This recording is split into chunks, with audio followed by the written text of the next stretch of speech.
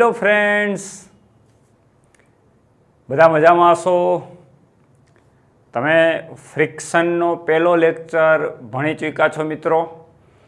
ઘર્ષણ શું છે, એમાં સ્થિત ઘર્ષણ કોને કહેવાય અને ગતિક ઘર્ષણ કોને કહેવાય એ પ્રીવિયસ લેક્ચરમાં આપણે ચર્ચા કરી હતી. મિત્રો, ફ્રિક્શનના જેટલા પણ લેક્ચર લઈએ એ ઓછા પડે એવો વિશાળ ટોપિક છે, પણ જેટલી આપણી ટેક્સ્ટબુકમાં NCERT બેઝડ જેટલું પણ છે એટલું તો કવર કરવાનું જ છે. આ ઉપરાંત MCQની અંદર મહત્ત્વની બાબત આપણે ફિઝિક્સના ન્યુમેરિકલ સોલ્વ કરતી વખતે કેટલી બાબતોને ધ્યાનમાં રાખવી જોઈએ, આ બધી જ ચર્ચા કરવી જોઈએ, તો જ તમારો ફ્રિક્શન ટોપિક કમ્પ્લીટ કહેવાય. તમારો ફ્રિક્શનનો જે પહેલો લેક્ચર આપણે લીધો કે સ્થિત ઘર્ષણ કોને કહેવાય, મહત્તમ સ્થિત ઘર્ષણ કરતાં જ્યારે વધુ બળ લગાડો ત્યારે જ વસ્તુ ગતિમાં આવે, અને જો ગતિમાં હોય તો એને પ્રવેગિત કરવી હોય તો એક્સ્ટ્રા ફોર્સની જરૂર પડે. તો આ બધી જ ચર્ચા આપણે ફ્રિક્શન એટલે કે ખરબચડી અથવા તો ઘર્ષણવાળી સપાટી માટે આ કરી હતી. દોસ્તો, મોટા ભાગે કોઈ પણ સપાટી હોય એ લીસી આપણે લખીએ ખરેખર લીસી સપાટી. જ્યારે લીસી સપાટીનો શબ્દ પ્રયોગ કરે ત્યારે ઘર્ષણ 0 સમજવાનું. વાસ્તવમાં ઘર્ષણ વગરની સપાટીનું અસ્તિત્વ શક્ય નથી, પણ જ્યારે તમને એક્ઝામમાં લીસી સપાટી અથવા તો ઘર્ષણ વગરની સપાટી આવો શબ્દ પ્રયોગ કરે તો વાંધો નહીં, પણ જો લીસો શબ્દ એવું પ્રયોગ કરે તો એનો મતલબ તમારે ઘર્ષણ 0 લેવાનું. હવે દાખલા તરીકે તમે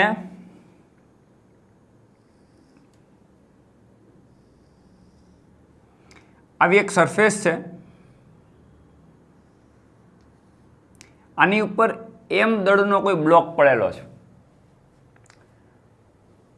તો ફ્રિક્શન વિશે આપણે સમજ્યા કે જો આ દિશામાં તમે બળ લગાડો કેપિટલ F એટલે કે બાહ્ય બળ, તો ઓટોમેટિકલી સ્થિત ઘર્ષણ બળની દિશા આ દિશામાં હોય અને એક લિમિટ ક્રોસ કરે કે આની નાની વચ્ચે મહત્તમ ઘર્ષણ કેટલું લાગી શકે. તમે ગમે એટલું બળ લગાડો પણ મેક્સિમમ ઘર્ષણ દાખલા તરીકે 15 ન્યૂટન જેટલું લાગતું હોય તો તમે 15 ન્યૂટન કરતાં સહેજ પણ વધુ બળ લગાડશો ત્યારે બ્લોક છે ગતિ કરવાનું સ્ટાર્ટ કરી દેશે. એટલે એના માટેની આપણી શરત પ્રીવિયસ લેક્ચરમાં જોઈ હતી, રાઈટ? એટલે કેપિટલ F જ્યારે ગ્રેટર ધેન F મેક્સિમમ થાય એટલે કે મહત્તમ સ્થિત ઘર્ષણ કરતાં વધુ થાય ત્યારે તમારો બ્લોક ગતિમાં આવે. આ પ્રીવિયસ લેક્ચરમાં આપણે જોયું હતું. અને એક વખત બ્લોક ગતિમાં આવી ગયા પછી એની ઉપર ઘર્ષણ લાગવાનું બંધ નથી થઈ જતું મિત્રો. ઘર્ષણ તો લાગે જ, પણ એ ઘર્ષણ ઘટી જાય. એને આપણે ગતિક ઘર્ષણ કહેવાય. જ્યારે વસ્તુ ગતિમાં હોય ત્યારે સપાટી અને વસ્તુ વચ્ચે જે ઘર્ષણ લાગતું એને ગતિક ઘર્ષણ કહેવાય. અને ગતિક ઘર્ષણ છે સ્થિત ઘર્ષણ કરતાં ઓછું હોય. એટલે મેં તમને કીધું હતું કે FK લેસ ધેન FS હોય. ગતિક ઘર્ષણ છે સ્થિત ઘર્ષણ કરતાં ઓછું હોય. ક્યારેય 0 નથી થતું એના માટે મેં તમને ગ્રાફ પણ સમજાવ્યો હતો. બાહ્ય બળ વિરુદ્ધ ઘર્ષણ બળનો ગ્રાફ દોરો તો જ્યારે તમે F versus F capital F, તો શરૂઆતમાં ઘર્ષણ બળને બાહ્ય બળ સમાન હોય અને પછી જ્યારે એક વખત ગતિમાં આવી જાય એટલે કે F મેક્સિમમ મહત્તમ ઘર્ષણ કરતાં વધુ બળ તમે બાહ્ય બળ લગાડો ત્યારે ઘર્ષણ ઘટી અને ઓછું થઈ જાય અને આ રીતે આમ કોન્સ્ટન્ટ થઈ જાય. ક્યારે આ બળ ઘટીને 0 થતું નથી. એટલે કોઈ પણ વસ્તુ એક વખત ગતિમાં આવી ગયા પછી એની વચ્ચે ઘર્ષણ 0 તો ન જ થાય, કાંઈક ઘર્ષણ હોય, પણ એ ઘર્ષણ હંમેશા ગતિક ઘર્ષણ જે છે સ્થિત ઘર્ષણ કરતાં ઓછું હોય. મિત્રો, આ રિવાઇઝ કરવાની વાત એટલા માટે આ પ્રીવિયસ લેક્ચરમાં આપણે ભણી જ ગયા છે. જે વિદ્યાર્થીએ પહેલો લેક્ચર ન ભરેલો હોય ફ્રિક્શનનો એ પહેલાં ભરી લે, પછી જ બીજા લેક્ચરની અંદર એન્ટર થાય. પહેલી વાત આ. હવે મિત્રો, આની અંદર પણ અમુક વસ્તુઓ ભણવાની છે જે આપણે બીજા લેક્ચરની અંદર ડિસ્કસ કરીએ. તમને આપણી જે બુક છે the complete book of physics એની અંદર 2 to 9 પેજ ઉપર 2 to 9 પેજ નંબર ઉપર એક નીટ JEE માટે એક અલગથી કોન્સેપ્ટ આપેલા છે. એ કોન્સેપ્ટની અંદર બહુ મહત્વની વાત કરી, જે તમારી એનસીઈઆરટી ટેક્સ્ટબુકની અંદર સ્વાધ્યાયની અંદર ક્વેશ્ચન પણ એને રિલેટેડ પૂછેલા છે, કે ઘણી વખત તમે જોયું હશે કે લોન કાપવાનું જે મશીન હોય એને ધક્કો મારો. લોન કાપવાનું મશીન બધાએ જોયું હશો, જે આપણે એપાર્ટમેન્ટની અંદર કે ક્યાંય તમે પાર્કમાં જાઓ તો ત્યાં લોન હોય, તો લોન કટિંગ કરવા માટે મશીન હોય, અને એ મશીનની અંદર અહીંયા આવું બોક્સ હોય અને અહીંયા આ રીતનું હેન્ડલ હોય. તો અહીંયા જે હેન્ડલ પકડી અને એક વ્યક્તિ જે છે એ લોન કાપવાના મશીનને ધક્કો મારતું હોય. તો આ ટોપિકની અંદર આપણે સમજવાનું છે કે શા માટે લોન કાપવાનું મશીન છે એને ધક્કો મારવો વધારે મુશ્કેલ છે, ખેંચવું વધારે સહેલું છે. આમ તો વાત તો સપાટી તો એક જ છે મિત્રો, સપાટી એક જ છે, લોનનું મશીન એક જ છે, એટલે ફ્રિક્શન તો સેમ જ લાગે છે, ઘર્ષણ તો સરખું જ લાગે છે. પણ શા માટે તમે લોન કાપવાના મશીનને ધક્કો મારો તો તમને વધારે મુશ્કેલી થાય, જ્યારે ખેંચો તો ઇઝીલી ખેંચાય, ઘર્ષણ સરખું હોવા છતાંય. તો તમારી જે 229 પેજ ઉપર સ્પેશિયલી નીટ જેઈ માટે કોન્સેપ્ટ જે આપેલા છે એની અંદર આ વાત કરેલી છે કે ભાઈ દાખલા તરીકે તમે એક બોક્સ હોય, આમ આપણે એક બોક્સ જ વિચારીએ એટલે લોન કાપવાનું મશીન વાત તમે સમજાઈ જશે. એટલે એમ દળનો બ્લોક છે, રાઈટ. હવે આને પહેલાં આપણે ધક્કો મારીએ, જો સમજજો, ધક્કો મારીએ એટલે આમ ક્રોસમાં ધક્કો મારતા હોય, આ લોન કાપવાના મશીનને આમ ક્રોસમાં તમે ધક્કો મારો એટલે આપણે ફોર્સ છે આમ નથી લગાડતા, સમક્ષિતિજ નથી લગાડતા, આમ કંઈક ક્રોસમાં, અને સેન્ટર ઓફ માસ અહીં બતાવી દઈએ અને આમ ક્રોસમાં બળ લગાડીએ, એફ. સમજો મિત્રો, ક્રોસમાં આપણે બળ લગાડીએ છીએ. હવે એ બળ કેટલા ખૂણે લગાડીએ, ચલો આપણે એક એંગલ બતાવી દઈએ કે ભાઈ સમક્ષિતિજ સાથે, આની સાથે આ સમક્ષિતિજ અને આ શિરોલંબ, રાઈટ. આ સમક્ષિતિજ દિશા, શિરોલંબ દિશા, સપાટીને લંબ ને સપાટીને સમાંતર. તો સપાટીને સમાંતર જે સમક્ષિતિજ સાથે જે બળ આપણે લગાડીએ, જે લોન કાપવાના મશીનને ધક્કો મારીએ છીએ, એ એંગલ કેટલો બનાવે, એંગલ આપી દો થીટા. તો ખાસ મિત્રો આ વસ્તુ નોટ કરો કે એફ જ્યારે આમ ક્રોસમાં લાગતો એટલે થીટાની પાસેનો ઘટક એ કર્ણનો કોસ ઘટક થાય. આપણે ભણી ગયા તો લઘુકોણની પાસેની બાજુ એટલે કર્ણનો કોસ ઘટક, એટલે અત્યારે કર્ણ તરીકે આ કામ કરે. ચલો આપણે કાટકોણ ત્રિકોણ બનાવી દઈએ. ચલો આ કાટકોણ થઈ ગયો. તો આ થીટાની પાસેની બાજુ, આ સામેની બાજુ, સામેની બાજુ એટલે આ ઘટક, આને સમાંતર. તો થીટાની પાસેની બાજુ આ છે એ એફનો કયો ઘટક થાય, કોસ. એટલે આ દિશાનું તમારું બળ થાય એફ કોસ થીટા, અને સામેની બાજુ એફ સાઇન થીટા થાય. પણ આને સમાંતર કયું બળ, આ છે, એટલે આ ઘટક થાય એફ સાઇન થીટા. આ વેક્ટરની અંદર આપણે કમ્પ્લીટ મિત્રો ભણી ગયા છે આ બધા ઘટકોની વાત.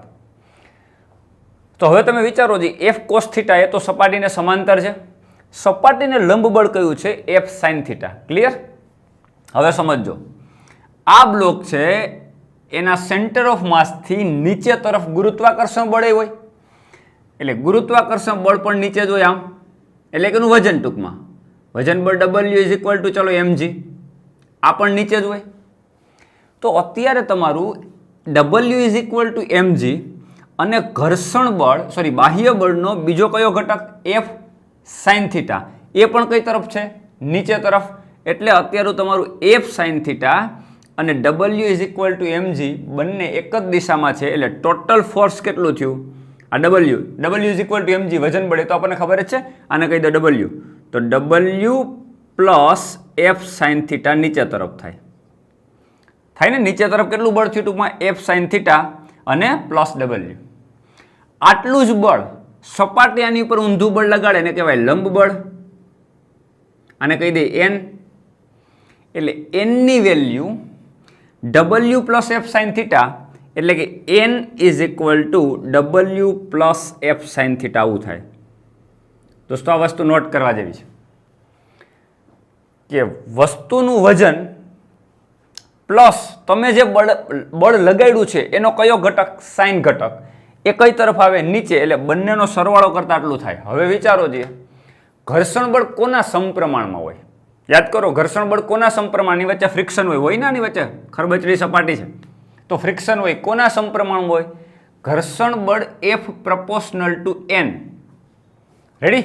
તો આપણો અહીંયા N કેટલો થયો, તો કે W તો છે જ, વજન તો છે જ, એ ઉપરાંત F પ્લસ સાઇન થીટા છે, એટલે તમારું F proportional two W plus F sine theta થાય. થાય? આ આપણે મશીનને શું કરીએ છીએ? ધક્કો મારીએ છીએ. સમજજો, આમ ધક્કો મારીએ છીએ ક્રોસમાં, જમીન તરફ, નીચે તરફ એંગલ બનાવીને, રાઈટ? હવે મશીનને તમે ખેંચશો તો શું થશે એ આપણે જોઈએ. અહીંયા હું આકૃતિ ડ્રો કરું છું, જોજો દોસ્તો.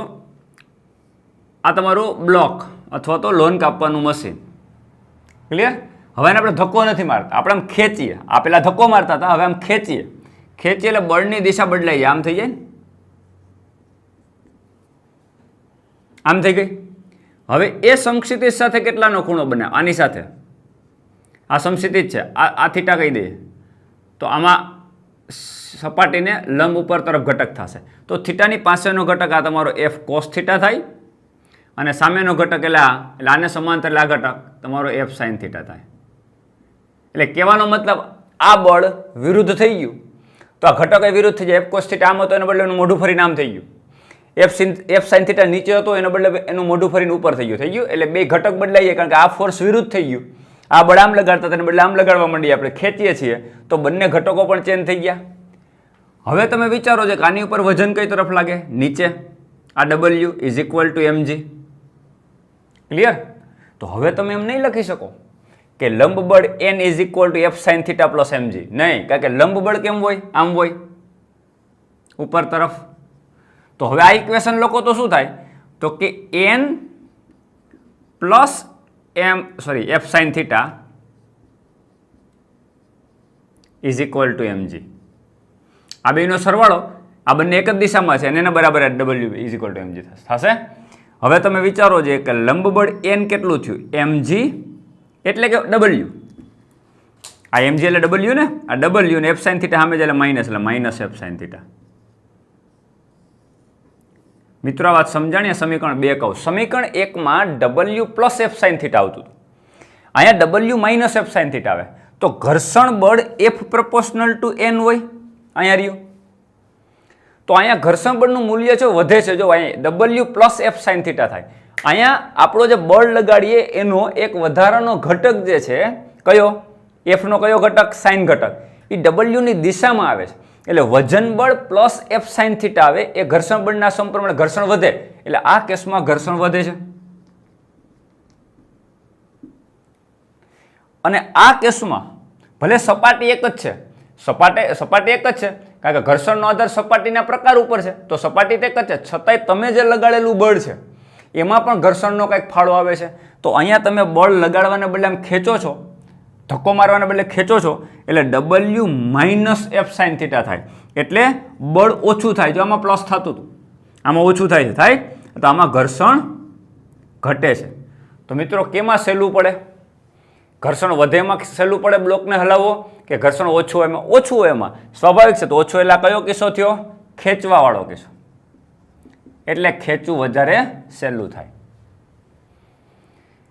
આ બહુ ઇમ્પોર્ટન્ટ વાત છે, ધ્યાન રાખજો. કે જરૂરી નથી કે એક્ઝામની અંદર તમને જ્યારે પણ ફોર્સ લગાડવાની વાત આવે એટલે સમક્ષિતિજ જ હોય. જ્યારે એંગલ ઉપર ફોર્સ લગાડે ત્યારે બાહ્ય બળના બે ઘટક આવી જશે.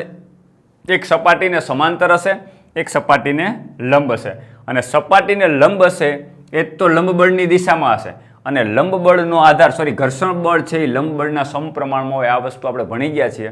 તો એનો પણ કંઈક ફાળો આવશે ઘર્ષણમાં, અને એ પ્રમાણે તમને ખ્યાલ આવશે કે કયા કિસ્સામાં બાહ્ય બળ લગાડો તો તમને મુશ્કેલી થશે ને કયા કિસ્સામાં સરળતા રહેશે.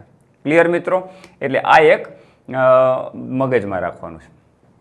બીજી એક વાત મિત્રો, એ જ પેજ ઉપર 229 the complete book of physics, એની અંદર 229 પેજ ઉપર એક બીજો ટોપિક આપ્યો છે. એની અંદર આપેલું છે ઘર્ષણ કોણ. ઘર્ષણ કોણ આ પણ બહુ ઇમ્પોર્ટન્ટ વાત છે. તો ઘર્ષણ કોણ શું છે એ આપણે ચર્ચા કરવાનો પ્રયત્ન કરીએ. દોસ્તો, ફ્રિક્શન એંગલ શું છે? તમને બધાને ખબર છે કે ઢાળવાળી કોઈ પણ વસ્તુ હોય, ચલો આ ઢાળવાળી વસ્તુ છે, આ ઢાળ છે, આ ડસ્ટર છે, આ સમસ્થિતિ છે, આ ઢાળ છે. ઢાળ ઉપર તમે કોઈ પણ વસ્તુ મૂકો, આ ઢાળ ઉપર મેં એક વસ્તુ મૂકી, જો અત્યારે ઢોળાવતો છે, એંગલ છે, જો છતાંય આ ઢાંકણું તો સ્થિર છે. હવે હું એક ઢોળાવ વધારતો જાઉં. પ્રેક્ટિકલી જોજો, પ્રેક્ટિકલી આખું ચેપ્ટર પ્રેક્ટિકલી સમજવાનું છે દોસ્તો. અને આ ચેપ્ટર જેટલું તમે ફીલ કરશો એટલી ચેપ્ટર ભણવાની મજા આવવાની છે. હવે એંગલ આપણે વધારીએ, એંગલ વધારીએ, એંગલ વધારીએ, એંગલ વધારીએ. હવે ઢાંકણું નીચે પડે છે. તો એક ચોક્કસ એંગલ ઉપર ઢાંકણું નીચે પડી જાય છે.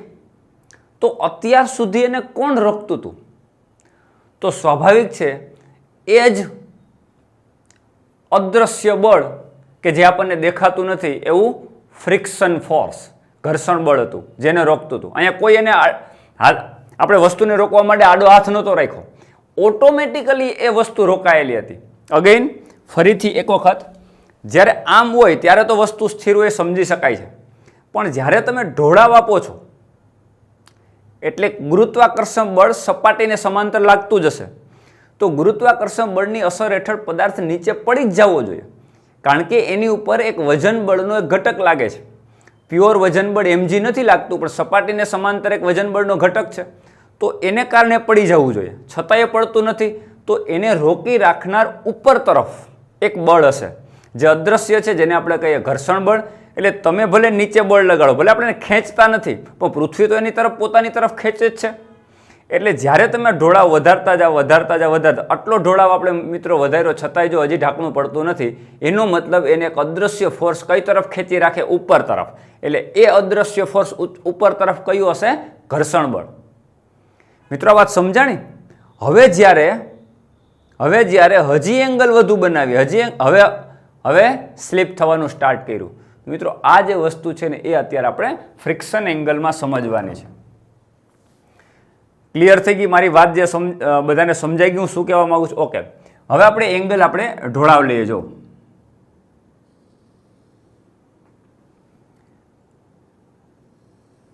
હવે જે હું બતાવું છું ને અત્યારે, જે હું તમને બતાવું છું ને મિત્રો, એ કેવી પોઝિશન છે? ઢાંકણું જે છે એ ઢોળાવ ઉપર કે ડસ્ટર ઉપર સ્થિર હતું, એ પોઝિશન બતાવવું, રાઈટ? તો અત્યારે એક એંગલ બતાવીએ જેને હું કહી દઉં ફાઈ, થીટા નામની આપીએ ફાઈ, રાઈટ? અને આ એક બ્લોક છે, જે આપણું ઢાંકણાની જે વાત કરતા હતા એ ઢાંકણું અથવા તો બ્લોક છે, એ આ ઢોળાવ ઉપર સ્થિર છે. તો એને રોકી નાખનાર જે બળ છે એ કયું બળ છે? ઘર્ષણ બળ ઉપર તરફ હશે જ, એટલે તો રોકાઈ રહે છે. તો જો એ ઘર્ષણ બળ ન હોત, ચલો એકદમ લીસી સપાટી, લગભગ ફ્રિક્શન F = 0 છે, ચલો આવી કોઈ સપાટી છે, તો મિત્રો તમે નાનામાં નાનો એંગલ આપત, નાનામાં નાનો 1 મિનિટનો પણ એંગલ આપત, તો એ વસ્તુ સ્લીપ થઈ જવાની હતી. કારણ કે ઘર્ષણ તો છે જ નહીં, ઘર્ષણની તો હાજરી જ નથી. તો દોસ્તો ઘર્ષણની હાજરી ના હોય તો નીચે સ્લીપ થઈ જાય. એને રોકી રાખનાર ઉપર ઘર્ષણ બળ હોય, આ દિશામાં ફ્રિક્શન ફોર્સ F હોય જ. ક્લિયર? તો એને ધક્કો મારવા વાળું કોણ? નીચે. તો ગુરુત્વાકર્ષણ બળ. પણ ગુરુત્વાકર્ષણ બળ તો આમ હોય મિત્રો, આ ભૂલવું ના જોઈએ. ગુરુત્વાકર્ષણ બળ તો એક્ઝેક્ટ નીચે હોય, આમ હોય. mg તો એક્ઝેક્ટ નીચે હોય, ઢોળાવને સમાંતર ના હોય. પણ ઢોળાવને સમાંતર mg નો ઘટક હોય. ચલો આપણે જોઈએ. હમણાં મેં બે ઘટક જેમ દોરતો હતો એમ બે ઘટક દોરું, ક્રોસમાં ઘટક દોરું. ચલો આ ઘટક સપાટીને સમાંતર, આ સપાટીને એક સમાંતર દોરી દો, અને એક આ સપાટીને લંબ દોરી દો. મિત્રોમાં કોઈ પણ પ્રકારનું કન્ફ્યુઝન ના જોઈએ. જો આ સપાટી સમાંતર હતી અને બ્લોક આમ પડ્યો હતો, તો ગુરુત્વાકર્ષણ બળ mg એક્ઝેક્ટ નીચે હતું, એટલે ઘટકનો કોઈ પ્રશ્ન જ નહોતો. તો એમાં શું હતું? આપણે ક્રોસમાં એક બળ લગાડ્યું હતું, આમ બાહ્ય બળ. એટલે એના બે ઘટક મળ્યા, સપાટીને સમાંતર અને સપાટીને લંબ. સપાટીને સમાંતર F cos થીટા અને સપાટીને લંબ F sin થીટા. ક્લિયર? આ બાહ્ય બળ હતું, આ ઘર્ષણ બળ નહોતું કે વજન બળ નહોતું. વજન બળ એક્ઝેક્ટ નીચે જ આવતું હતું. હવે શું થયું? સપાટી ક્રોસ થઈ ગઈ, એટલે ગુરુત્વાકર્ષણ બળ તો નીચે જ રહેશે. તો ગુરુત્વાકર્ષણ બળ જ્યારે નીચે હોય ત્યારે સપાટીને લંબ, એટલે આ દિશામાં કોઈ દિવસ mg ના હોય. mg તમારી આ દિશામાં હોય, નીચે એક્ઝેક્ટ. એટલે સપાટીને લંબ mg નો હોય, આમ mg નો હોય, ક્યારે mg નો ઘટક હોય. એટલે મિત્રો આ ખૂણો જ્યારે ફાઈ હોય ત્યારે આ ખૂણો પણ ફાઈ જ થયો. જોવું હોય તો જોઈ લ્યો. આ ખૂણો ફાઈ હોય તો આ જે છે એને લંબ આ લાઈન, જો સમજો, આને લંબ આ લાઈન, અને આને લંબા લાઈન, તો બેયને તમે આમ 90 ડિગ્રી ઘુમાવી દો તો ખાલી પોઝિશન બદલે છે, એંગલ તો એક જ રહે. સમજો, આને 90 ડિગ્રી ઘુમાવો એટલે આ લાઈન થાય કે ના થાય? તમે જો આ સીધી નીચે કેટલા ડિગ્રી ઘુમાવી? 90 ડિગ્રી. આને 90 ડિગ્રી ઘુમાવો તો કઈ થાય? તો આ લંબ લાઈન થઈ. તો બંનેને તમે 90 ડિગ્રી ખાલી ઘુમાવ્યું છે, તો આ એંગલ અહીંથી અહીં આવી ગયો, પણ એંગલ વધઘટ નહીં થાય, એટલો જ રહેશે. તો અત્યારે તમારો આ mg છે, તો થીટાની પાસેનો ઘટક એટલે આ તમારો mg cos થીટા થાય, cos ફાઈ, થીટાની ફાઈ થશે ને, ફાઈ છે એટલે. અને આ તમારો શું થશે? mg sin phi. મિત્રો, જ્યારે સમક્ષિતિજ સાથે કંઈક ઢોળાવ ફાઈ હોય ત્યારે સપાટીને લંબ ગુરુત્વાકર્ષણ બળનો ઘટક હોય mg cos ફાઈ અને સપાટીને સમાંતર નીચે તરફ ઘટક હોય mg sin ફાઈ. હવે તમને ખબર પડી મિત્રો કે એને નીચે કોણ લઈ જતું હતું? mg નહોતો લઈ જતો, mg નો ઘટક mg sin ફાઈ નીચે લઈ જતું હતું, પણ એને રોકી કોણ રાખતું હતું? ઘર્ષણ બળ F. એટલે આ બે વચ્ચે યુદ્ધ હાલતું હતું. ઘર્ષણ બળ કે હું જવા નહીં દઉં, mg sin ફાઈ કે હું લઈ જઈશ. ઘર્ષણ બળ કે હું જવા નહીં દઉં, mg sin ફાઈ કે હું લઈ જઈશ. ઘર્ષણ બળ કે હું જવા નહીં દઉં, mg sin ફાઈ હું લઈ જઈશ. આ જે યુદ્ધ ચાલે છે એ ક્યારે યુદ્ધ ખતમ થાય છે મિત્રો? જ્યારે તમે એક ચોક્કસ એંગલ કરતાં વધુ એંગલ બનાવો, આ ચોક્કસ એંગલ કરતાં વધુ એંગલ બનાવો, હજી એંગલ વધારો, ત્યારે કોનું મૂલ્ય વધી જતું હોય? mg sin ફાઈનું મૂલ્ય દોસ્તો વધી જાય, એટલે સંતુલન અવસ્થા ખોરવાઈ જાય. ત્યારે ઘર્ષણ બળની સામે એટલે મહત્તમ સ્થિત ઘર્ષણ બળ કરતાં mg sin ફાઈ વધી જાય, એટલે બ્લોક સરકવાનું ચાલુ કરે. એટલે બેલેન્સ પોઝિશનમાં, એટલે કે જ્યારે F equal to mg sin phi હોય, જ્યાં સુધી F is equal to mg sin ફાઈનું પાલન થતું રહેશે ત્યાં સુધી બ્લોક સ્થિર રહેશે. હવે તમે જેમ એંગલ વધારશો એટલે સાઇન ફાઈનો આ ફાઈ વધતો જાય, એટલે આ એંગલ વધતો ગયો. જેમ ફાઈની વેલ્યુ વધે, સાઇન 0 એ 0, સાઇન 30 એ 1/2, સાઇન 45 એ 1/√2, રાઈટ? સાઇન 30 એ 1/2, સાઇન 45 એ 1/√2, સાઇન 60 એ √3/2. તો તમારી જેમ એંગલ વધતો જાય એમ વેલ્યુ જે છે વધતી જશે. જેમ એંગલ વધતો જાય એમ તમારી સાઇનની વેલ્યુ વધતી જશે. સાઇન 60ની કિંમત √3/2, સાઇન 90ની કિંમત 1. એટલે કોઈ પણ એંગલ, જસ્ટ મેં તો તમને જે એંગલ ખબર છે એની ચર્ચા કરી. 10 angle, 20 degree, 30 degree, 40 degree, 45 degree, 50 degree, 60 degree. જેમ એંગલ મોટો થાય એમ સાઇનની વેલ્યુ વધે, રાઈટ? તો જેમ એંગલ મોટો થાય એમ સાઇનની વેલ્યુ વધે, એટલે કે mg સાઇનની વેલ્યુ વધે. અને mg સાઇનની વેલ્યુ વધતી જાય એમ ઘર્ષણ બળ એની સામે હારતું જાય. જ્યારે ઘર્ષણ બળ હારી જશે ત્યારે બ્લોક સરકવાનું ચાલુ કરી દેશે. ક્લિયર મિત્રો? એક લિમિટ, હવે સમજો, લિમિટ સમજાવું કે થીટાની વેલ્યુ એવી હોય કે જ્યારે ઇક્વલ ટુ ફાઈ. હવે જે ફાઈ છે એ આપણે કઈ અવસ્થા કીધી? સંતુલન. એટલે જ્યાં સુધી થીટા ઇક્વલ ટુ ફાઈ હોય એટલે સંતુલન અવસ્થા હોય. એટલે આ ઘર્ષણ કોણ? ફ્રિક્શન એંગલ છે. એ ફ્રિક્શન એંગલ જ્યાં સુધી થીટાની વેલ્યુ એટલે ચોક્કસ એંગલ સુધી હોય, જ્યાં સુધી પદાર્થ સ્થિર રહેતો હોય ત્યાં સુધીનો જે એંગલ છે એને ફ્રિક્શન કોણ અથવા તો ઘર્ષણ કોણ કહેવાય. પણ જ્યારે આ થીટાની વેલ્યુ આ ફાઈ કરતાં વધી જાય એટલે થીટા, જો આ થીટાની વેલ્યુ અને થીટા આપણે મેં નામ આપી દીધું, થીટાની વેલ્યુ જો આ ફાઈ એટલે આના કરતાં વધી જાય, ગ્રેટર ધેન ફાઈ થઈ જાય, એટલે વસ્તુ શું થવાનું માંડે? શું કરવા માંડે? નીચે તરફ સરકવા માંડે, કારણ કે ત્યારે તેની વેલ્યુ mg sin ફાઈ કરતાં વધી ગઈ હોય. ક્લિયર? તો અત્યારે હું બેલેન્સ પોઝિશન બતાવું છું. બેલેન્સ પોઝિશનની અંદર તમે સમીકરણો મેળવો તો કેવા થાય? તમે જો, બેલેન્સ પોઝિશનમાં ઇક્વેશન મેળવો તો કેવા થાય? જો, ઘર્ષણ બળની સામે આ હોય એટલે ઘર્ષણ બળનું મૂલ્ય mg sin થીટા જેટલું હોય, F is equal to mg sin phi જેટલું હોય. આ સમીકરણ 1. ત્યાં સુધી સંતુલન કહેવાય. ચલો એક કામ કરી, આને આપણે x અક્ષ કહી દઈએ, રાઈટ? અને x અક્ષને લંબ y હોય એટલે આમ y હોય ને, એટલે આને હું y અક્ષ કહી દઉં. મિત્રો સમજવાનો પ્રયત્ન કરે, નોર્મલી x અક્ષ આમ હોય, x અક્ષ આ છે અને y અક્ષ આ છે, પણ આખી વસ્તુ આમ ફરી ગઈ આમ. એટલે સપાટીને સમાંતર મેં એક્સ કહી દીધું, તો સપાટીને લંબ વાય જ હોય ને, કારણ કે એક્સ અક્ષ અને વાય અક્ષ બંને એકબીજાને લંબ હોય. આખો એંગલ ચેન્જ કરી નાખો. તો સમજો દોસ્તો કે એક્સ અક્ષની દિશામાં એફ બરાબર mg sin phi છે, એનો મતલબ એક્સ દિશાનું સંતુલન છે.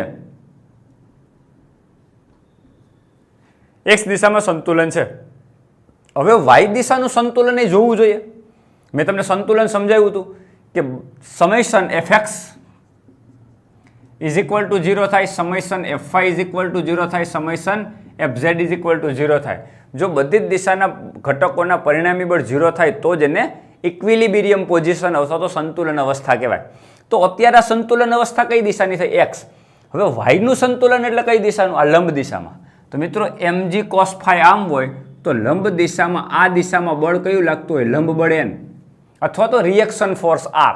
તો ઘણી વખત અમુક રેફરન્સ બુકની અંદર રિએક્શન ફોર્સ લખ્યું અથવા તો કદાચ મેં આની અંદર રિએક્શન ફોર્સ જ બતાવેલું છે.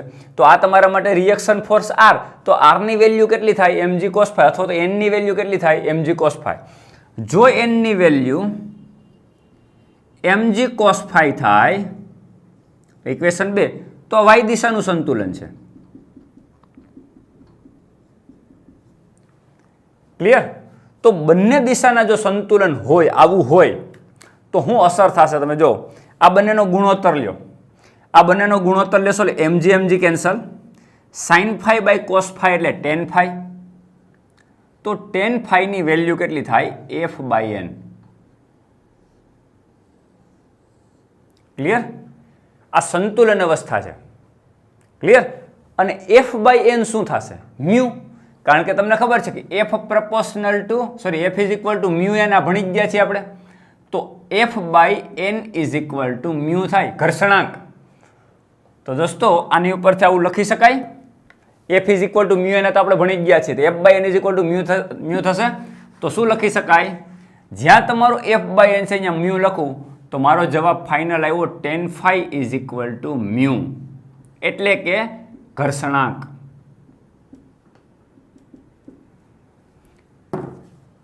ઇક્વિલિબ્રિયમ પોઝિશનમાં સમજો દોસ્તો, ઇક્વિલિબ્રિયમ પોઝિશનમાં સંતુલન અવસ્થામાં ઘર્ષણાંકની વેલ્યુ tan phi જેટલી હોય. આ ફિક્સ થઈ ગયું.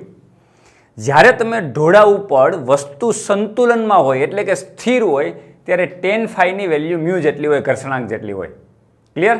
આ ડાયરેક્ટલી પણ તમે યાદ રાખી શકો છો આ પરિણામ, અને આ વસ્તુ સમજીને પણ યાદ રાખી શકો છો. તો જ્યારે ઘર્ષણ બળ mg sin phi જેટલું થાય ત્યારે x દિશાનું સંતુલન, અને લંબ બળ mg cos phi થાય ત્યારે y દિશાનું સંતુલન, અને આ બેયનો તમે ગુણોત્તર લ્યો એટલે f બાય n મળે. આ તો બે ઉડી જાય mg mg, તો f બાય n થાય. અને પદાર્થના દળ આરે કોઈ લેવા દેવા નથી. તમે સમજી શકો છો પદાર્થ છે 50 કિલોનો કે 500 કિલોનો કે 2 કિલોનો, કે દળ તો ઉડી જાય છે. તો f by n is equal to mu થાય. તો સપાટીનો જેવો પ્રકાર છે એની ઉપર ડિપેન્ડ છે ખાસ તો, અને tan phi is equal to mu. આ તમારું ફાઇનલ પરિણામ મળ્યું. હવે શું કરશો તો વસ્તુ સરકવા માંડશે? ઇક્વિલિબ્રિયમ પોઝિશન ક્યારે તૂટશે મિત્રો? ઇક્વિલિબ્રિયમ એટલે સંતુલન અવસ્થા તૂટશે ક્યારે? મેં હમણાં તમને કીધું કે જ્યારે આ મોટો થાય ત્યારે. રેડી? હવે એને આપણે ફાઈ ધાર્યો. હવે આપણે એને એક નામ આપી દઈએ થીટા. જો થીટા ઇઝ ઇક્વલ ટુ 5 હોય તો એનો મતલબ આ ઇક્વિલિબ્રિયમ પોઝિશન છે. મેં ઇક્વિલિબ્રિયમ પોઝિશન મળ્યું. હવે થીટાની વેલ્યુ 5 કરતાં મોટી થાય એટલે થીટા લેસ ધેન 5 અથવા તો લેસ ધેન ઇક્વલ ટુ 5 હોય. થીટાની કિંમત 5 જેટલી છે અને કાં તો થીટાની વેલ્યુ 5 કરતાં નાની છે, ત્યાં સુધી સંતુલન જળવાશે. એટલે બ્લોક આની ઉપર સ્થિર રહી શકશે. જેવો થીટા અમુક એંગલ કરતાં વધશે એટલે થીટા 5 કરતાં વધ્યો, એટલે કે ઘર્ષણ કોણ કરતાં વધ્યો? થીટા ગ્રેટર ધેન 5 થયો એટલે સંતુલન ખોરવાઈ જશે અને બ્લોક નીચે તરફ ગતિ કરવાનું શરૂ કરશે. આ બધી જ વાતો મેં the complete book of physics જે બનાવેલી છે મિત્રો, એની અંદર 2 to 9 પેજ ઉપર પછી કન્ટિન્યુ 2 to 9 પછી નેક્સ્ટ પેજની અંદર જેટલું કવર કરેલું છે ફ્રિક્શન માટે એ બધી જ વાતો આની અંદર કહી દીધી છે. આઈ હોપ આ બધાને વાત સમજાઈ ગઈ હશે. એટલે આ જે ટોપિક છે ને એ તમારો ઘર્ષણ કોણ નામનો એક ટોપિક છે. ઘર્ષણ કોણ એની અંદર આ વાત કરી છે. અને જે એના પછી જેડબલઈ નીટ માટેનો અલગથી કોન્સેપ્ટ આપ્યા એની અંદર પેલું લોનવાળા મશીનની અંદર જ્યારે ક્રોસમાં બળ લગાડો ત્યારે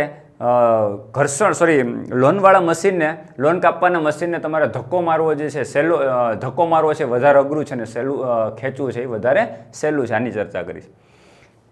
આ વાત ક્લિયર થઈ મિત્રો. ફ્રિક્શન કોણ એટલે કે સપાટી સાથે બનાવેલો જે એંગલ છે એ ફ્રિક્શન કોણ જેટલો હોય એટલે કે ફાઈ જેટલો હોય ત્યાં સુધી સંતુલન છે. આ એંગલ અમુક લિમિટ કરતાં વધશે એટલે થીટાની વેલ્યુ ફાઈ કરતાં વધશે એટલે સંતુલન અવસ્થા ખોરવાશે. થીટા ગ્રેટર ધેન ફાઈ થશે ત્યારે બ્લોક નીચે તરફ સરકવાનું સ્ટાર્ટ કરશે, ગતિ સ્ટાર્ટ કરશે. અને એક વખત ગતિ સ્ટાર્ટ થઈ મિત્રો એટલે ગતિ ઘર્ષણનું અસ્તિત્વ આવશે. હવે ઘર્ષણ ઉપર તરફ નહીં રહે, ઘર્ષણની નિશાની બદલાઈ જશે કારણ કે જેવું તમારું સંતુલન ખોરવાનું એંગલ બદલાણો એટલે બ્લોકે નીચે તરફ ગતિની શરૂઆત કરી તો ગતિ નીચે હોય તો ઘર્ષણ ઉપર હોય અને એ તમારો FK થઈ જશે. ઘર્ષણ બળ થઈ જશે પણ ગતિ ઘર્ષણ બળ થઈ જશે. તો ગતિની વિરુદ્ધ દિશામાં હંમેશા ઘર્ષણ બળ હોય. ક્લિયર? આ વાત બધાને ક્લિયર થઈ ગઈ? કે જ્યારે એક વખત બ્લોક નીચે તરફ સરકવાનું સ્ટાર્ટ કરશે એટલે ઉપર તરફ ઘર્ષણ થઈ જશે. ઘર્ષણની નિશાની આખી જે છે એ ચેન્જ થઈ જાય. એટલે અત્યારે તો ઉપર તરફ જ હતું, જ્યારે નીચે તરફ ગતિની સ્ટાર્ટ કરશે એટલે પહેલાં ઘર્ષણ ઉપર હતું તો ઉપર જ રહેશે, દિશા બદલાશે નહીં, પણ ઘર્ષણનું વેલ્યુ ઘટી જશે. પહેલાં ઘર્ષણ કેટલું હતું તો કે મહત્તમ સ્થિત ઘર્ષણ બળ કરતાં વધુ બળ mg sin phi લગાડી દીધું એટલે ગતિ સ્ટાર્ટ થઈ ગઈ. ગતિ સ્ટાર્ટ થઈ એટલે ગતિ તો નીચે તરફ છે એટલે ઘર્ષણ બળ તો ઉપર જ રહેશે પણ તમારું જે ઘર્ષણ છે પહેલાં કરતાં કેવું થઈ જશે? ઘટી જશે. હા, એક વાત બાકી કે જો તમે ઉપર ધક્કો મારો આમ તમે બાહ્ય બળ લગાડ્યું અને બ્લોક ઉપર તરફ ગતિ કરે તો ઘર્ષણ કઈ તરફ થઈ જાય? નીચે તરફ થઈ જાય. તો ઘર્ષણની સાઇન ચેન્જ થઈ જાય. એટલે દરેક કેસ તમારે મગજમાં રાખવાનો છે કે બ્લોક છે એની રીતે સરકે છે કે તમે ધક્કો મારીને જબરદસ્તી ઉપર લઈ જાઓ. જો તમે ધક્કો મારીને જબરદસ્તી ઉપર લઈ જતા હોય તો ઉપર તરફ એક બળ લાગતું હોય તો ઘર્ષણ બળ કઈ તરફ લાગતું હોય? નીચે તરફ લાગતું હોય. એટલે આ વસ્તુ પણ સમજવી જોઈએ. અને આપણને ખબર છે કે બ્લોક છે એ કોને કારણે ગતિ કરે છે? બ્લોક છે એ કોને કારણે ગતિ કરે છે તો કે તમે જે ઘર્ષણ બળ હોય એના કરતાં વધારે બળ લગાડ્યું એટલે ખરેખર ઘર્ષણ બળ છે એ F તમે લગાડેલું ને -F એટલે બ્લોક ખરેખર કોની અસર હેઠળ ગતિ કરે? બાહ્ય બળ અને ઘર્ષણ બળની બેની બાદબાકી કરો એટલે પરિણામી બળ થયું નેટ ફોર્સ થયું ઇઝ ઇક્વલ ટુ તમારે MA લખવાનું હોય. તો પ્રવેગ ઉત્પન્ન થયો મિત્રો, આ બ્લોકની અંદર પ્રવેગ ઉત્પન્ન થયું તમારા માત્ર બળને કારણે નહીં, નેટ ફોર્સને કારણે છે. તો તમે લગાડેલું બળ સામે ઘર્ષણ બળ એનો વિરોધ કરતો એટલે એ બેની બાદબાકી કરો છો અને નેટ ફોર્સ F થાય ઇઝ ઇક્વલ ટુ MA થશે. અને એટલું આની અંદર પ્રવેગ ઉત્પન્ન થાય. આની ચર્ચા તો મેં તમને પહેલાના લેક્ચરમાં પણ કરી દીધી કે A is equal two capital F small f upon m થાય. તો A ઇઝ ઇક્વલ ટુ ખાલી F/m ક્યારે લખાય? જ્યારે ઘર્ષણ ના હોય ત્યારે. F ઇઝ ઇક્વલ ટુ 0 હોય તો આ 0 થઈ જાય તો F/m થાય. તો બ્લોક જે છે માત્ર બાહ્ય બળના કારણે ગતિ કરે કારણ કે એની વચ્ચે ઘર્ષણ હાજર જ નથી. આવા કેસ હોતા નથી પણ આ એક આદર્શ પરિસ્થિતિ છે કે ઘર્ષણને 0 જ્યારે લેવામાં આવે ત્યારે બ્લોકનો પ્રવેગ A is equal two F/m હોય અને જ્યારે ઘર્ષણની હાજરીને ધ્યાનમાં લેવામાં આવે ત્યારે પ્રવેગ છે F F/m હોય. ક્લિયર મિત્રો? તો આ એક ઇમ્પોર્ટન્ટ વાત. હજી એક મહત્વની વાત આપણે કરવાની છે અને વેરી ઇમ્પોર્ટન્ટ છે, એની પણ આપણે ચર્ચા કરીએ. મિત્રો આ ચેપ્ટરમાં કન્ટિન્યુઅસ એક સ્ટોરી જેવું છે, એક વસ્તુને ફીલ કરવાની છે. કઈ રીતે ફીલ કરવાની? અત્યાર સુધી શું હતું તો કે ભાઈ જ્યારે થીટા ઇઝ ઇક્વલ ટુ એક ફ્રિક્શન કોણ ઘર્ષણ કોણ જેટલો ફાઈ જેટલો હતો ત્યાં સુધી બ્લોક સ્થિર હતો. શું કામે સ્થિર હતો તો કે mg sin phi સપાટીને સમાંતર પ્રવેગ બળ mg sin phi અને સપાટીને સમાંતર ઉપર તરફનું બળ ઘર્ષણ બળ બંને સમાન હતા એટલે બ્લોક સ્થિર હતો. હવે જ્યારે બ્લોક ગતિ સ્ટાર્ટ થાય, એક સ્ટોરી સ્ટાર્ટ થઈ, હવે ગતિ સ્ટાર્ટ થઈ પછી શું? ઓકે, તો આપણે એને કન્ટિન્યુ કરીએ. દાખલા તરીકે ગતિ સ્ટાર્ટ થઈ,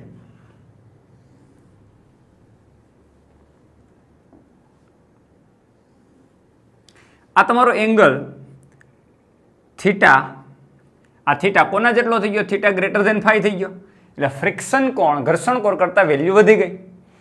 ત્યારે બ્લોકે ગતિ કરવાનું સ્ટાર્ટ કરી દીધું. ચલો અગેન ફરીથી એને કન્ટિન્યુ આપણે કરીએ આ વાતને, કે અત્યાર સુધી એટલે સ્થિર હતો કે ઇક્વિલિબ્રિયમ એક સંતુલન અવસ્થા હતી. હવે જ્યારે ગતિ કરવાનું સ્ટાર્ટ કરી દીધું પછી શું?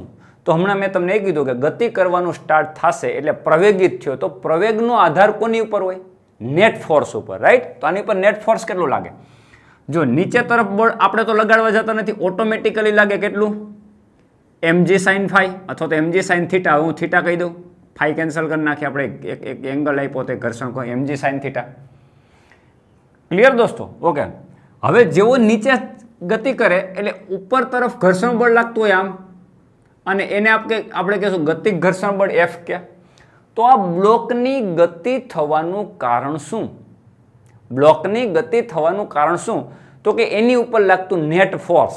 તો તમને આ બ્લોક ઉપર બે બળ દેખાય છે, મને તો દેખાય છે. એક તો નીચે તરફ mg sin theta અને એક ઉપર તરફ ગતિક ઘર્ષણ બળ.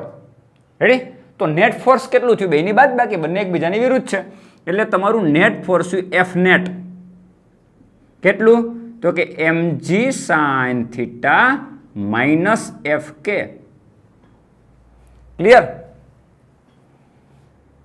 પણ Fk કેટલો હોય? μkn, right? તો અહીંયા તમારો આ થાય mg sin theta minus μkn. તો mg sin theta minus mu k. Important વાત છે, આ બંને વચ્ચે ઘર્ષણ હોવું જરૂરી છે. આ ઘર્ષણ હોય તો જ લીસી સપાટી માટે વાતો લાગુ નહીં પડે. જો આ સપાટી લીસી ધારવામાં આવે તો વાતો લાગુ પડશે નહીં. ધ્યાન રાખજો, કન્ડિશન એપ્લાય. આ ફ્રિક્શન વાળી સપાટી છે. mg sin theta minus mu k n. n is equal to શું? હમણાં જ મેં તમને કીધું કે n આમ હોય સપાટીનો લંબ, તો આ બાજુ બળ કયું હોય? mg cos theta, right? બળ એક્ઝેક્ટ નીચે કયું હોય? mg. તો mg ના બે ઘટક મળે, mg sin theta અને mg cos theta. જેટલો એંગલ આવો એટલો જ આ એંગલ હોય થીટા. પાસેનો ઘટક mg cos theta અને mg sin theta. ક્લિયર? તો લંબ બળની સામે કયું બળ આવે? mg cos theta. તો n ઇઝ ઇક્વલ ટુ થાય તમારું mg cos theta. આ તમારું F નેટ થયું, એટલે કે નેટ ફોર્સ થયું. તો પ્રવેગ મિત્રો કોને કારણે હોય? આને કારણે હોય, ખાલી આને કારણે ન હોય. આને કારણે પ્રવેગ ક્યારે હોય? જો સપાટી લીસી હોય તો. સપાટી લીસી હોય તો સીધે સીધો નીચે આવશે. કેટલા બળને કારણે? mg sin theta. તો બળ ખાલી mg sin theta હોય. હવે બળ હું આટલું બળ ઘટ્યું, Fk ઘટ્યું એટલે આટલું ઓછું થયું. એટલે કેટલું ઓછું થયું? મ્યુક mg cos theta જેટલું ઓછું થયું. તો પ્રવેગ કેટલો થાય? પ્રવેગ A is equal to F net by m થાય ને?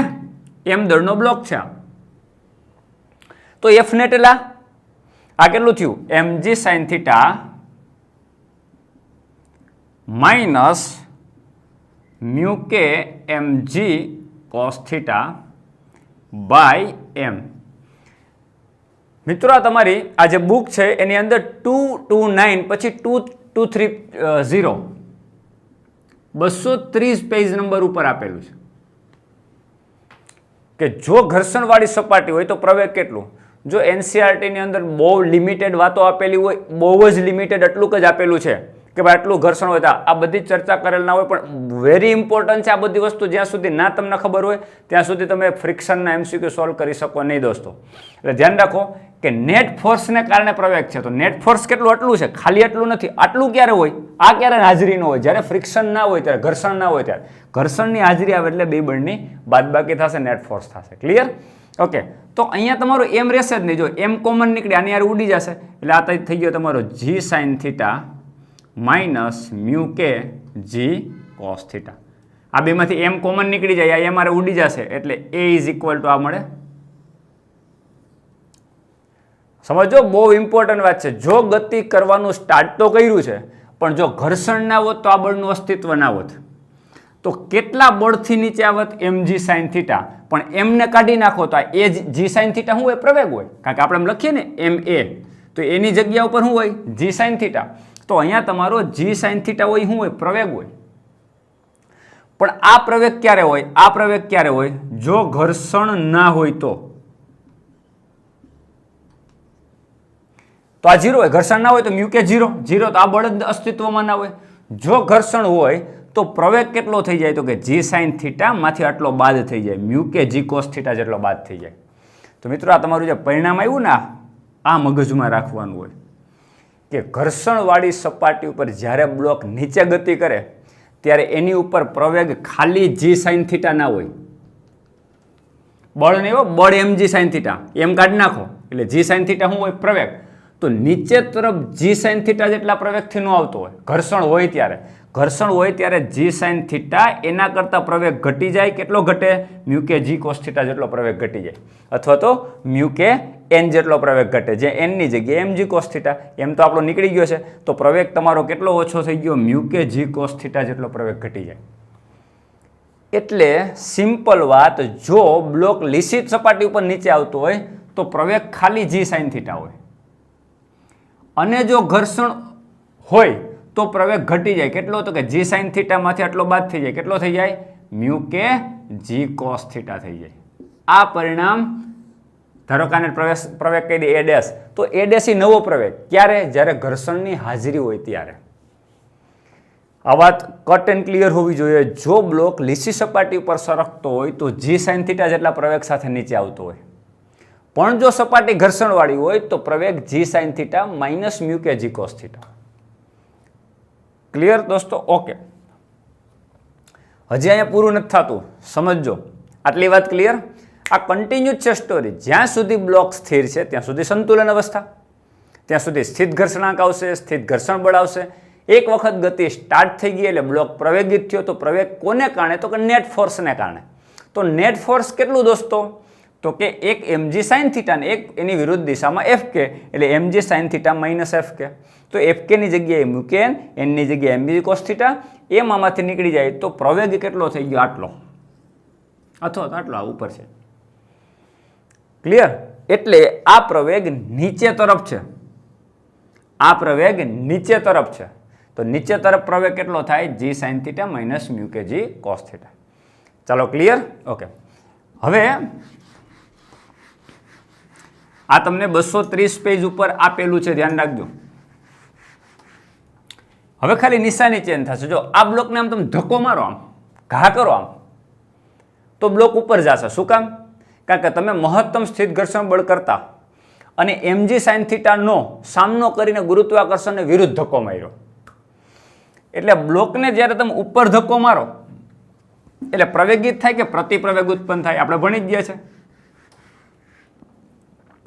આપણે ભણી જ ગયા છે કે ઉપર ધક્કો મારો એટલે પ્રતિપ્રવેગ ગતિ થાય.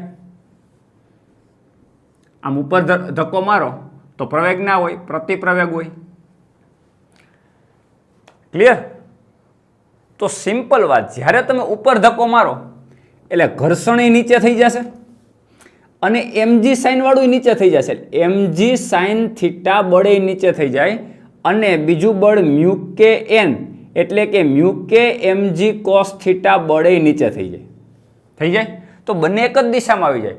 તો પ્રવેગ જે છે ઉપર તમે જે ધક્કો મારો છે એને કારણે જે પ્રતિપ્રવેગ ઉત્પન્ન થાય, સોરી પ્રવેગની પ્રતિપ્રવેગ, એ પ્રતિપ્રવેગ આ બેના સરવાળા જેટલો હશે. તો અહીં એમ કાઢી નાખવાનો છે, રાઈટ? તો અહીંયા હમણાં શું હતું? g sin θ માઇનસ મ્યુ કે cos θ હતું ને? એ હમણાં જો હમણાં જ અહીંથી આપણે બોર્ડ ઉપરથી જવા દીધો. શું કામે? કારણ કે g sin θ નીચે તરફ હતું અને મ્યુ કે cos θ ઉપર હતું, બેની બાદબાકી થતી. હવે જ્યારે ઉપર ધક્કો મારો ત્યારે ઘર્ષણ બળ નીચે છે ગતિની વિરુદ્ધ અને mg sin ϕ નીચે છે. બંને નીચે છે, બંને એક જ દિશામાં આવે એટલે અહીં નિશાની આવી જાય પ્લસ. તો પ્રતિપ્રવેગ જે છે એ g sin θ કરતાં વધી જાય. જ્યારે પ્રવેગ છે એ g sin θ કરતાં એટલા માટે ઓછો હોય કે બ્લોક જ્યારે નીચે ગતિ કરતો હોય ત્યારે ઘર્ષણ બળ ઉપર એટલે બેની બાદબાકી થાય. ક્લિયર? હમણાં આપણે લોનવાળા મશીનમાં કેમ કર્યું કે mg sin θ વજન બળની હારે ઘર્ષણ બળ આવી જતું હતું ને, બાહ્ય બળનો ઘટક આવી જતો હતો. સેમ વસ્તુ અહીં થાય કે જ્યારે બ્લોક નીચે આવે ત્યારે ઘર્ષણ બળ ઉપર હોય એટલે બેની બાદબાકી થાય. હવે બ્લોકને તમે ધક્કો મારો ઉપર એટલે ઘર્ષણ બળ નીચે આવે અને mg sin θ તો નીચે જ હોય એટલે બેનો સરવાળો થાય એટલે પ્રતિપ્રવેગ એટલો હોય.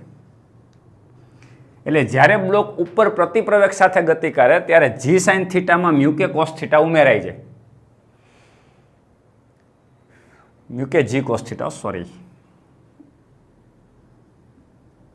મ્યુ કે જી કોસ થીટા, કારણ કે અહીંયા આવું આવે ને મ્યુ કે એન એટલે એમ જી કોસ થીટા, અને આપણે એમાંથી નીકળી જાય એટલે મ્યુ કે જી કોસ થીટા. સોરી, આગળ જે હતું એમાં જ ખાલી નિશાની નેગેટિવ હતી એને બદલે પોઝિટિવ આવે, બીજું કંઈ છે નહીં. ક્લિયર? અને હજી એને સરળતાથી લખવું હોય તો એ ઇઝ ઇક્વલ ટુ બેમાંથી જી કોમન કાઢી નાખો તો sine theta plus mu k cos theta. આ ક્યારે ઉપર તરફ બ્લોકને ધક્કો મારો ત્યારે આટલો પ્રતિપ્રયોગ ઉત્પન્ન થાય, અને નીચે તરફ બ્લોક ગતિ કરતો હોય ત્યારે a is equal to g common sin theta minus mu k cos theta. મિત્રો આ જે વાત છે એ શું છે? બ્લોક નીચે તરફ ગતિ કરતો હોય ત્યારે આટલો પ્રવેગ ઉત્પન્ન થાય, અને બ્લોકને તમે ઉપર ધક્કો મારો ત્યારે આટલો પ્રતિપ્રવેગ ઉત્પન્ન થાય. આઈ હોપ આ વાત બધાને સમજાઈ ગઈ હશે. તો ફ્રિક્શન વિશે હજી તો ઘણું બધું ભણાવી શકાય, પણ આપણી એક લિમિટને ધ્યાનમાં રાખીને આજના લેક્ચરમાં અહીંયા સુધી રાખીએ. પછી નેક્સ્ટ લેક્ચરની અંદર આપણે કન્ટિન્યુ કરશું. હજી ફ્રિક્શનમાં જેટલું કરી શકાશે એટલું કરશું, અને હજી પણ આને રિલેટેડ MCQ છે અને વધારાના કંઈ કોન્સેપ્ટ હશે તો આપણે ચર્ચા કરશું. આજના લેક્ચરમાં ફ્રિક્શન લેક્ચર 2માં અહીં સુધી રાખશું. Have a good day.